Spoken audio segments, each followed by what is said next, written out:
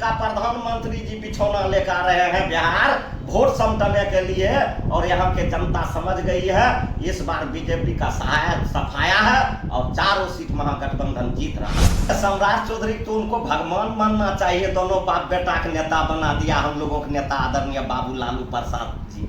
जिस समय इनको नाक से नेता नहीं पूछने के लिए आता था, उस समय हम लोगों के नेता बाबू लालू प्रसाद इनको मंत्री बनाया।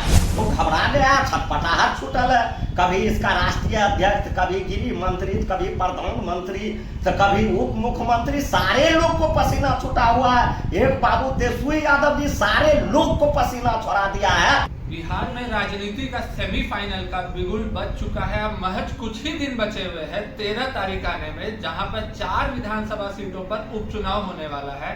और इस तमाम चीजों के दौरान के बीच में पक्ष और विपक्ष दोनों तरफ से आरोप और प्रत्यारोप का जो सिलसिला है वो तेज होता हुआ और घमासान होता हुआ और तीव्र होता हुआ ही नजर आ रहा है।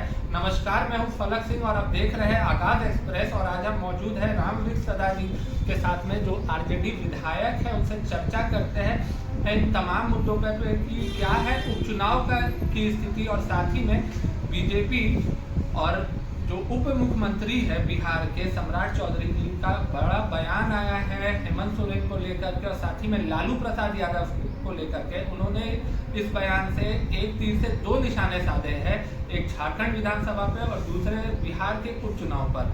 उनका ये बयान है कि हेमंत सोरेन ने भ्रष्टाचार का गुरु मंत्र लालू प्रसाद यादव से ही सीखा है। आइए इन तमाम मुद्दों पर एक बार बात करते हैं और जानते हैं कि क्या होगा कहना। सर, क्या लगता है? बहुत बहुत धन्यवाद। और बिहार के उप मुख्यमंत्री माननीय सम्राट चौधरी जी जो बोले हैं, इसी चुनाव में उनका औकात का पता चल जाएगा कि क्या औकात है भारतीय जनता पार्टी, जिसको भारतीय जनता पार्टी कहा जाता है। औकात का पता चल जाएगा। बिहार के चारों सीट महागठबंधन जीत रहा है। हम लोगों के नेता आदरणीय बाबू लालू प्रसाद यादव जी और हम लोगों के नेता आदरणीय बाबू तेजस्वी यादव के नेतृत्व में उपचुनाव में हम लोग चारों के चारों सीट जीत रहे हैं। 3 सीट पर हम लोगों को पहले से कब्जा था और 1 सीट पर फिर हम लोग कब्जा जमा लिए हैं।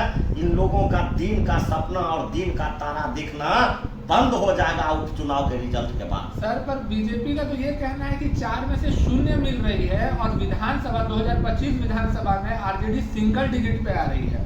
ये 400 पार लोकसभा में भी कर रहा था, क्या हाल हुआ? और ये उपचुनाव की भी बात कर रहा है। ये लोग घबरा गए, थरथरा गए। इनका प्रधानमंत्री आ रहा है उपचुनाव करने के लिए। इन लोगों का क्या औकात हस्ती है? इन लोगों का क्या औकात हस्ती है चुनाव को प्रभावित करने के लिए? देश के प्रधानमंत्री जो 4 सीट पर बिहार में चुनाव हो रहा है, 13 तारीख को आए हैं। इनका जो है राज्यपाल, इनका राज्यपाल 4 दिन रह के आनंदीबेन जी यहाँ से गई है। इनका जेपी नड्डा राष्ट्रीय अध्यक्ष 2 दिन चद्दर और कम्बल लेके पटना में बिछौना बिछा के सूत के गए हैं। अब इनका प्रधानमंत्री जी आ रहे हैं, बिछौना बिछा के सूत के गए हैं, कोई फायदा होने वाला नहीं है।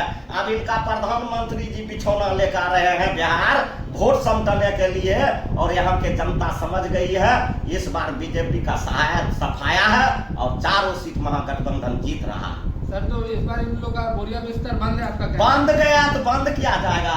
इस बार इसका दवा हवा हो गया। ये बीजेपी के जो लोग हैं ना, गिद्ध के कहने से गाय मर जाएगा, पूरा देश एक गाय मर जाएगा। ये लोग गिद्ध दृष्टि के लोग हैं, इसके कहने से कुछ होने वाला नहीं है।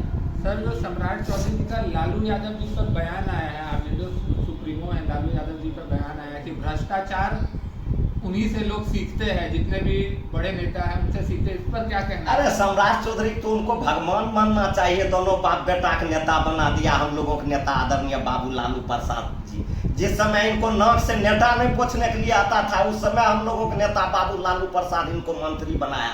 इनको पिताजी स्वास्थ्य मंत्री बनाया। कुशवाहा समाज में एक नेता के रूप में इनको और इनके पिताजी को उभारा गया। आज सम्राट चौधरी जी जो भी बोल ले, या हम लोगों के नेता के ही स्कूल के चटिया है, या कोई बड़का नेता नहीं हो गए हैं। ज्यादा पंख फरफराने से ज्यादा उड़ने लगता है, फरफराने से बुझता हुआ दिया ज्यादा फरफराता है। इन लोगों का समय बुझ रहा है, बुझ गया है, फरफरेबे करेगा।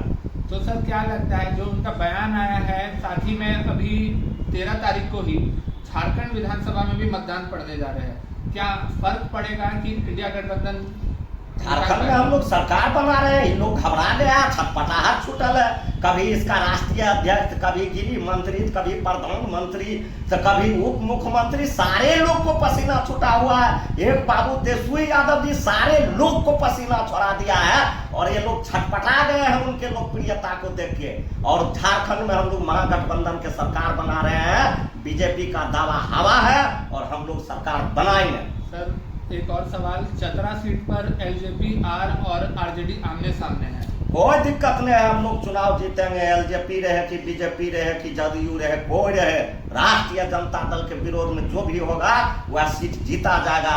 जनता ने ठाना है, इस बार महागठबंधन को जिताना है। सर एक आखिरी सवाल सर उपचुनाव को लेकर के ये है कि जन स्वराज में भी कहा जा रहा है कि जन स्वराज नहीं जन सैलाब है, क्या कैसे देख रहे हैं? क्या आरजेडी को पछाड़ सकती है जन स्वराज में? अभी उसका जन्म हुआ है, छठियारों नहीं हुआ है। 6 साल में छठियार होता है पार्टी का, बच्चा जन्मता है 6 महीना में छठियार होता है। अभी प्रशांत किशोर के पार्टी का छठियारों नहीं हुआ है, छठियार होगा और बाद बात कीजिएगा हमसे।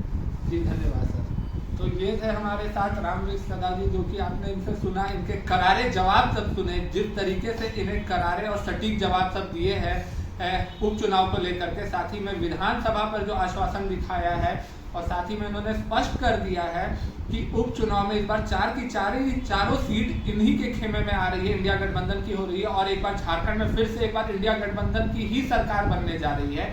इनका दावा ही नहीं, पूरे आरजेडी पार्टी की तरफ से निश्चिंतता है, संतुष्टि है कि हाँ इस बार आरजेडी पार्टी आ रही है सत्ता में। 2025 विधानसभा हो या 2024 झारखंड का इलेक्शन हो, सब जगह आरजेडी का परचम एक बार लहराने जा रहा है। धन्यवाद, जुड़े रहे हमारे साथ, देखते रहे आगाज।